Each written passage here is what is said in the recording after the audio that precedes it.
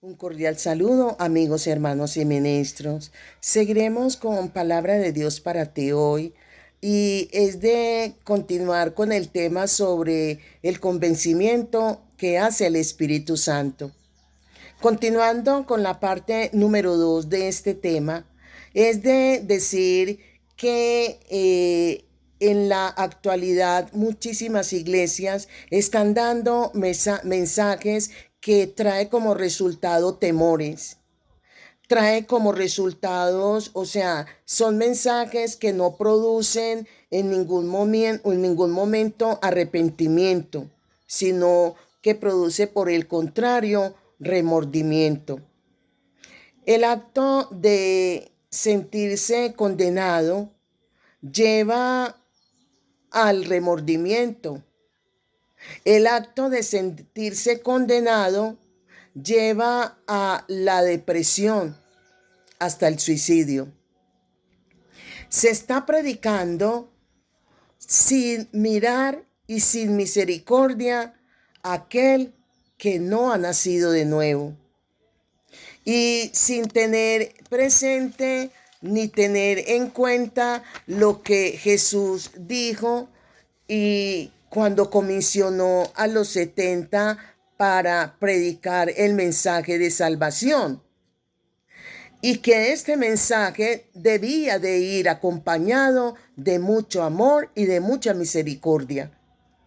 Donde cuando se predica con amor y misericordia, es donde viene el perdón como resultado, donde viene el arrepentimiento de corazón.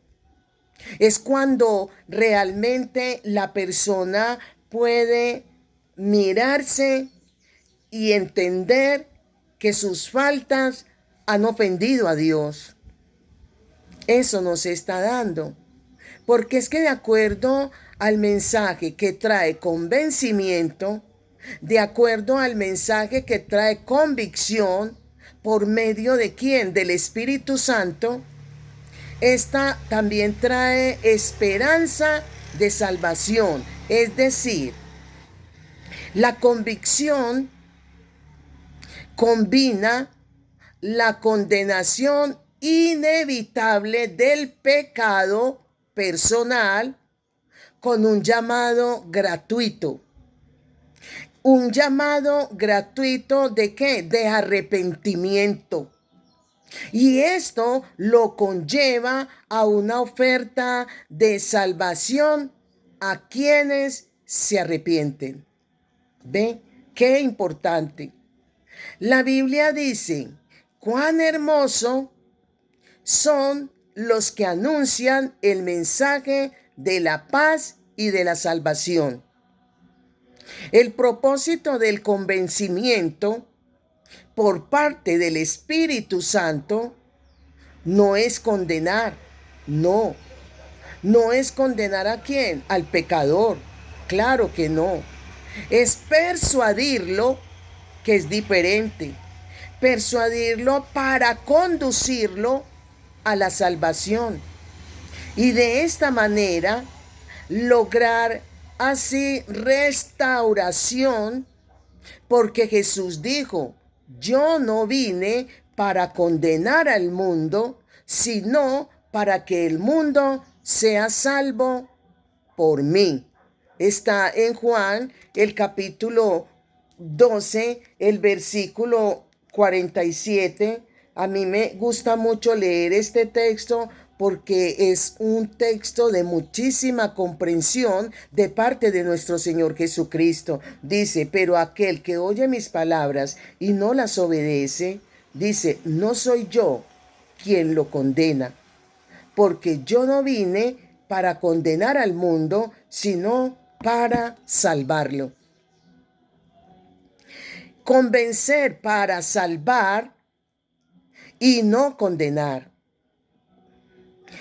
Por esta causa, el mensaje de salvación no lleva al castigo, no, ni tampoco lleva para cargar, no es para cargar a la persona, no debe ir cargado en ningún momento de condenación, No debe ir cargado de terror, de irritación, sino de amor, brindándole al mismo tiempo, dándole una solución, y que esa solución es salvación. Ni siquiera cuando se predica al recién convertido, al no convertido, al nuevo, o al que ni siquiera se ha acercado a Jesús, se convence con el propósito de que la persona escuche que hay alguien que lo ama a pesar de su estado de condenación, de su estado de pecado en el que se encuentra. Hay alguien que lo ama, que se llama Jesucristo. Y quien está ahí operando un convencimiento se llama el Espíritu Santo. La palabra pecado, este término mencionado ahí en San Juan 16:8, aparece en singular, pecado, no en plural. Cuando la Biblia presenta el término pecado en singular, se refiere a un estado o una posición. Pero cuando se presenta el término pecado en plural, se refiere a las obras o resultado que se dan por el estado de posición de pecado en la que se encuentra el individuo. Por eso en Gálatas, vamos a mirar lo que nos dice el libro de Gálatas, cuando nos habla ahí en Gálatas, en el capítulo 5, en el versículo del 16 al 21, cuando dice: por lo tanto digo, dice el apóstol Pablo a los de Gálatas, vivan según el Espíritu y no busquen satisfacer sus propios malos deseos, porque los malos deseos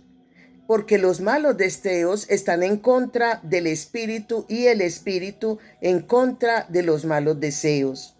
El uno está en contra de los otros y por eso ustedes no pueden hacer lo que quisieran. Pero si el Espíritu los guía, entonces ya no están sometidos a la ley. Es fácil ver lo que hacen quienes siguen los malos deseos. Cometen inmoralidades sexuales, hacen cosas impuras y viciosas, adoran ídolos y practican la brujería. Y dice, mantienen odios, discordias y celos. Se enojan fácilmente, causan rivalidades, divisiones y partidismos. Son envidiosos, borrachos, glotones y otras cosas parecidas. Les advierto a ustedes, como ya antes lo he hecho, que los que así se portan no tendrán parte en el reino de Dios. Aquí este pasaje nos está mostrando que son obras de pecado. Y estas obras de pecado producen en un estado de condenación, produce en ese estado de condenación en la que el hombre está. Ese es el resultado. Las obras de pecado hacen que se muestre el estado de condenación en la que la persona se encuentra. Y la pregunta es, ¿cómo puede haber tanta gente que están en ese estado de pecado y que quieren tener una justicia? Porque cuando dejamos el estado de pecado es donde podemos adquirir la justicia de Dios y ser considerados hijos de Dios. Ser considerados hermanos del mayor de todos los hermanos, que es Jesucristo. ¿Por qué? Porque hemos sido lavados con la sangre de Cristo. Estas personas, incluyéndote a ti, incluyéndome a mí, donde nuestros nombres están escritos así, de esa forma, en el libro de la vida. Y si nuestras obras, nuestros nombres están escritos en el libro de la vida, ya no estamos en el estado de pecado. No.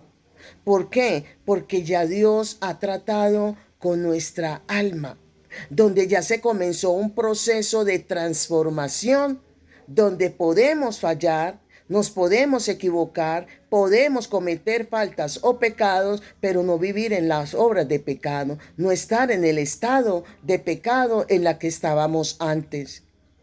Necesitamos que Dios, que es el único que puede hacerlo, que nos santifique. Él es el que puede santificarnos.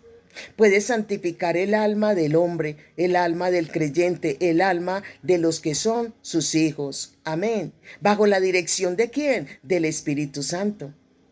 Continuaremos con el próximo estudio en la próxima sección. Bendiciones, bendiciones.